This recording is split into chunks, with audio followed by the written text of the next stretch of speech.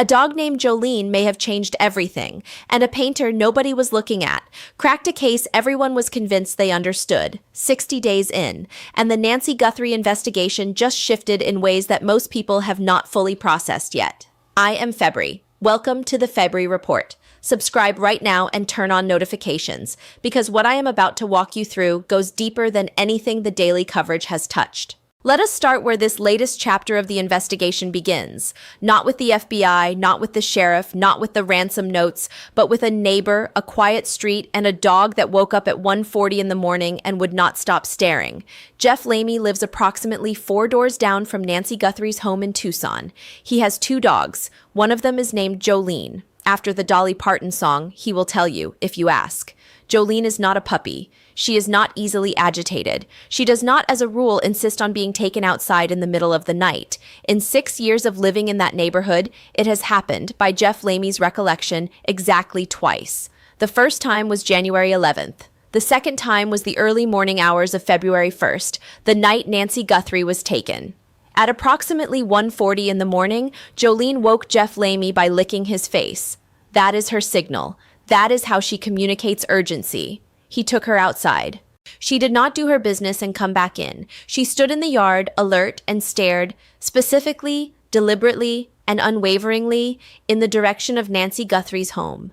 Jeff Lamy did not know what he was witnessing. He took the dog back inside and went to bed. He dismissed it the way any reasonable person would dismiss a dog behaving oddly at 1:40 in the morning. He thought nothing of it until federal investigators came knocking and asked him to go through his camera data. That is when the picture formed. Not just the night of February 1st, but January 11th as well. The same dog, the same behavior, the same direction, 3 weeks apart. Now think about what that means. January 11th is the date that investigators have been specifically asking Nancy Guthrie's neighbors about since early in the investigation. The FBI went door to door. Do you have video from the night of January 11th? Did you notice anything unusual? A Google Nest camera image potentially placed a figure near Nancy Guthrie's front door on or around that date, 3 weeks before the abduction. Google later qualified that timestamp, saying they could not be fully certain of the exact date, but the image exists. And on both January 11th and February 1st, a dog 4 houses away woke up, went to the yard, and stared toward the same house. Animals detect presence through scent and sound at distances and sensitivities that human perception cannot match. Dogs do not stare at nothing. They do not develop a sudden, identical behavioral response on 2 specific nights, separated by 3 weeks for no reason. Former law enforcement analysts covering this case have assessed Jolene's behavior as consistent with what would be expected if an unfamiliar person, or multiple unfamiliar people, were moving through the area adjacent to Nancy Guthrie's property on both of those nights. Not proof, not evidence in the legal sense, but a confirmation of something investigators already suspected, that whoever took Nancy Guthrie had been there before. They practiced, they scouted, they came back, and a dog named Jolene, 4 doors down, noticed both times. Here is something that has been reported but has not been examined carefully enough. The condition of Nancy Guthrie's home when law enforcement and her family arrived that morning. The word used repeatedly by multiple sources is immaculate. Not just clean, not just orderly, immaculate. Some rooms described as pristine, no overturned furniture, no ransacked drawers, no broken objects, no visual chaos that would announce to anyone walking in that something violent had happened inside those walls. And immediately, 2 competing interpretations emerged.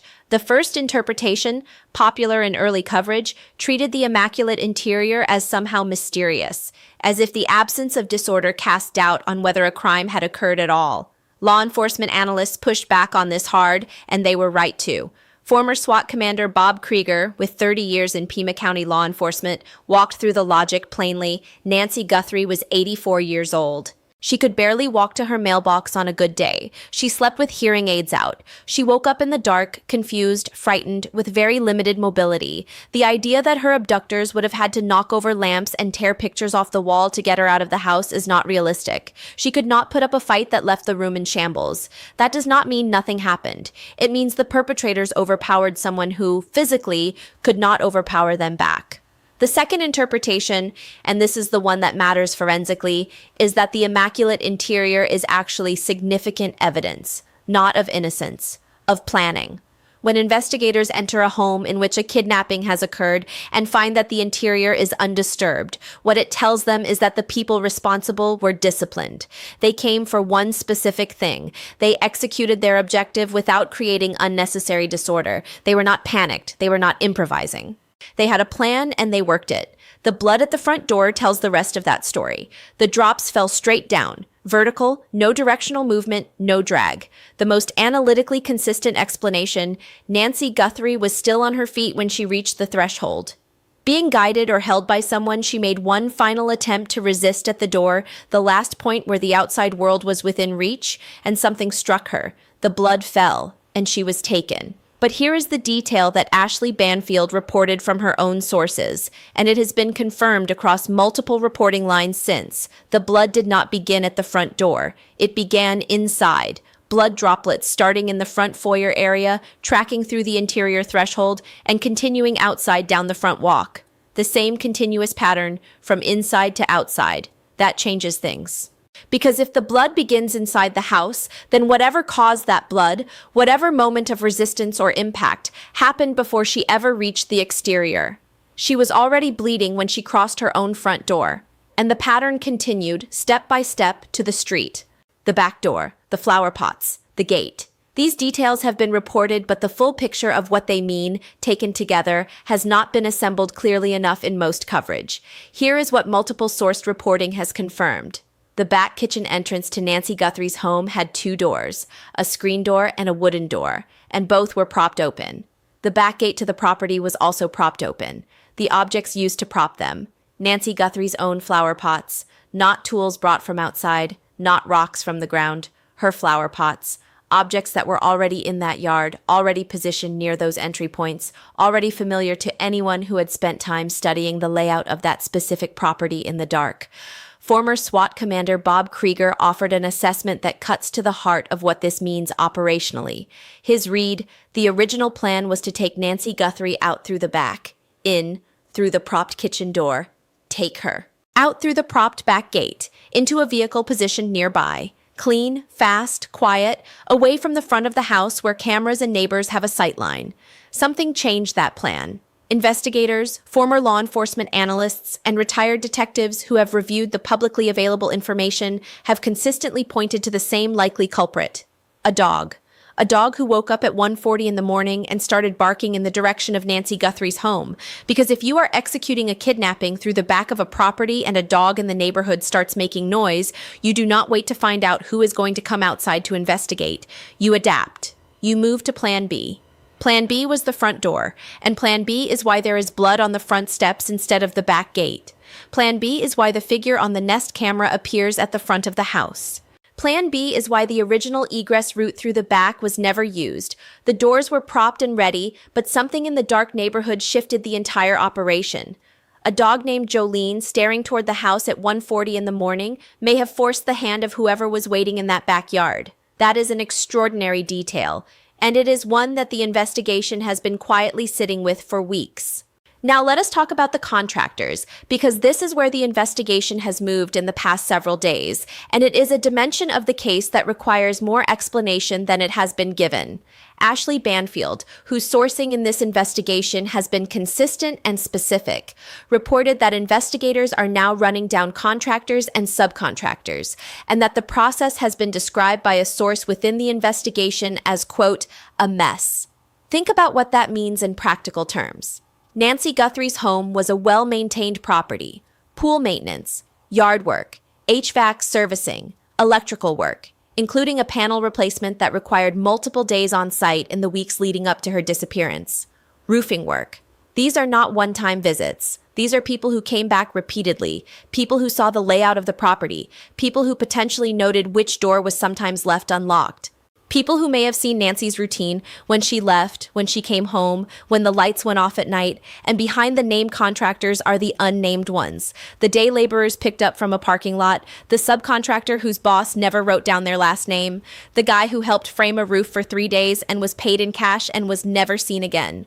Retired Detective Clint Cole, who co-led the investigation in a strikingly similar case, the murder of Nancy Woodrum in California, described this challenge in specific experience terms. In the Woodrum case, they had a list of contractors from a cooperative realtor. Even with that advantage, it took weeks before they discovered a man named Patrick, who had been working on the property, knew the layout, and was completely unknown to everyone except the one contractor who had brought him in as an extra hand. Nobody had his full name. Nobody had his contact information. He was simply Patrick. And critically, in the Woodrum case, Detective Cole had already spoken to the actual suspect months before he identified him as such. He was the quiet painter, the one nobody suspected, the one whose boss described him as one of the greatest guys in the world, the one who, when asked about Nancy Woodrum, shifted in his chair in ways that a trained investigator reading body language in a planned interview would clock, but only if they were specifically watching for it. That detail, you have already spoken to your suspect, is advice that experienced homicide investigators at the LA sheriff's level consider standard operating knowledge. In a case involving contractor access, the person who did this likely interacted with investigators at some point during the early canvass. They answered questions, they expressed concern, they said all the right things, and they walked out of that interview and went home. The ransom notes, 2 of them. Savannah Guthrie confirmed in her first on-camera interview that she believed 2 of the many ransom communications received were genuine, not the flood of fraudulent attempts, 2 specific ones that she responded to. She said clearly, "We will pay." The FBI is now reportedly in the process of reverse engineering those notes, a term that, in the context of the Behavioral Analysis Unit, means something specific. Analysts trained in forensic linguistics examine the language, the tone, the word choices, the structure of the communication. They look for geographic markers and phrasing. They look for education level indicators. They look for patterns that suggest whether the writer is composing in a native language or translating from another. They compare the notes against each other and against known linguistic databases. Former FBI cellular analysis expert Scott Eicher, speaking publicly about this process, confirmed that behavioral analysis of ransom communications is a well-established discipline, and that the goal is not just to authenticate the note, but to build a partial profile of whoever wrote it. Every word choice is data. Every grammatical pattern is a fingerprint of sorts. And now, a new ransom communication has reportedly surfaced, one that contains language claiming Nancy Guthrie has gone to be with God. This has not been authenticated by law enforcement. Official sources have not confirmed its contents.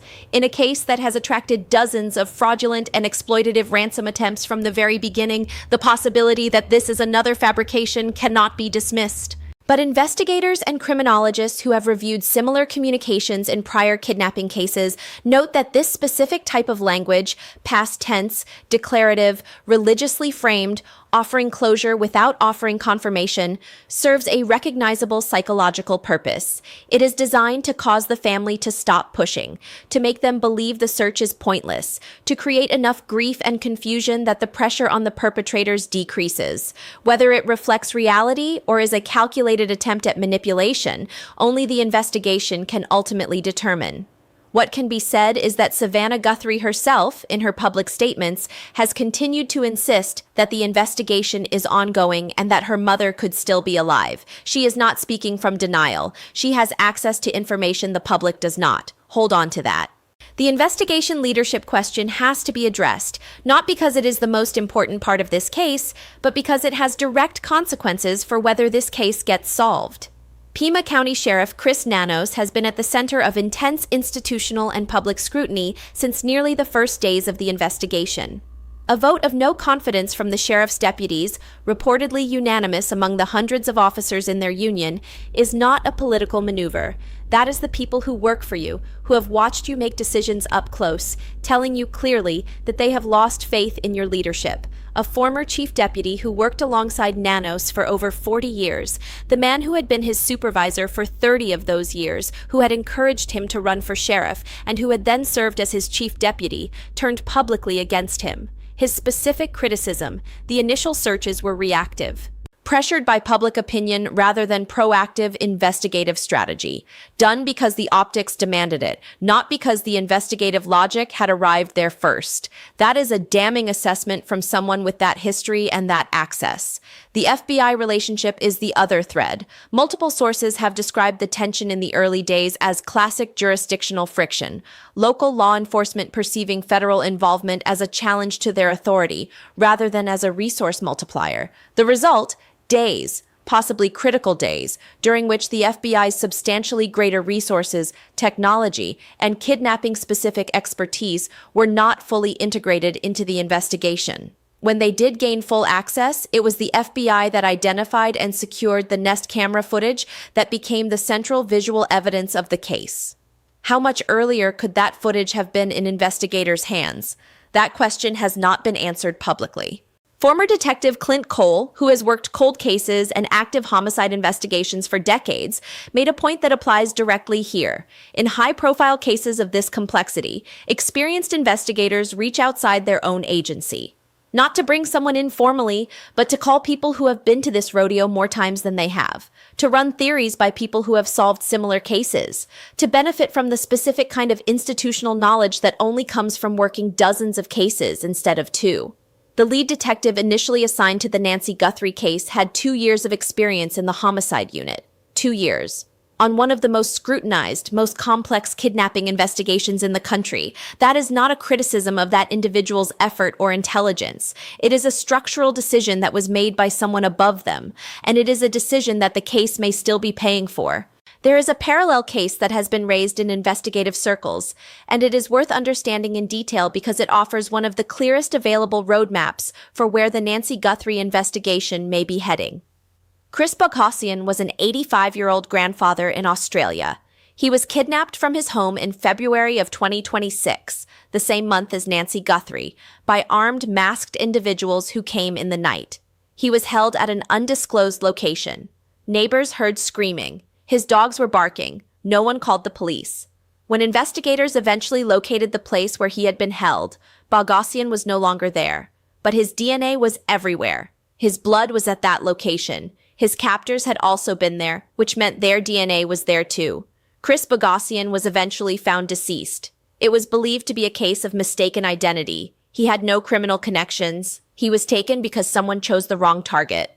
C.C. Moore, the forensic genetic genealogist who has helped solve more than 300 cases, including serving as a key figure in the Bryan Kohberger, Idaho murders investigation, raised the Boghossian case in the context of Nancy Guthrie specifically. Her point, wherever Nancy Guthrie was taken, wherever she was held, that location is a second crime scene. And a second crime scene means a second opportunity for DNA. Moore's position on the Nancy Guthrie case itself is analytically significant. She believes investigative genetic genealogy will ultimately crack this case, but she has also noted that the current DNA sample from Nancy's home is a mixed profile, which creates technical complications. She has suggested re-swabbing areas of the house that may not have been thoroughly processed in the initial sweep, specifically looking for rootless hair, touch DNA on surfaces, and any biological material that the perpetrators might have overlooked because they were focused on the obvious sources. Her reasoning on the suspect's bite flashlight, a detail visible in the Nest camera footage, is worth considering. The figure at the front of Nancy Guthrie's home appears to have a flashlight in or near their mouth at various points during that interaction. Moore's analysis, whoever that person is, they almost certainly removed that flashlight from their mouth at some point during the 40 or so minutes they were inside the property. The moment that device left their mouth, their saliva, their DNA, was on the exterior of their own glove. And that glove almost certainly touched surfaces inside that house. Nobody is that careful. Nobody leaves a scene of that duration with zero biological trace. The science just has to find it. Savannah Guthrie went back to work. She returned to the Today Show. She sat at the anchor desk. She did her job. And a portion of the public reacted to that with commentary that ranged from skeptical to outright cruel, as if the act of showing up for work was somehow incompatible with the grief she had displayed so publicly in her interview with Hoda Kotb. That reaction reveals something important about how poorly most people understand what extreme, unresolved grief actually does to a person. Savannah Guthrie in that interview said she had made a decision. She was not going to fall apart. She said specifically, and this is a window into the actual psychology of someone trying to survive an experience like this, that she refused to take her children's mother away from them. She was not going to let this take her down completely, not because she was not in agony, not because she was not terrified and heartbroken and carrying guilt she did not earn, but because she had two children who needed their mother to still be present, still functional, still there. That is not indifference. That is one of the most difficult decisions a grieving person can make. Mental health professionals who study ambiguous loss, the specific form of grief that comes from losing someone without confirmation of what happened, describe it as uniquely destructive precisely because it cannot be processed in any conventional way. The brain cannot close the loop. The grief cannot become the past because the situation itself has not ended. You are not mourning someone.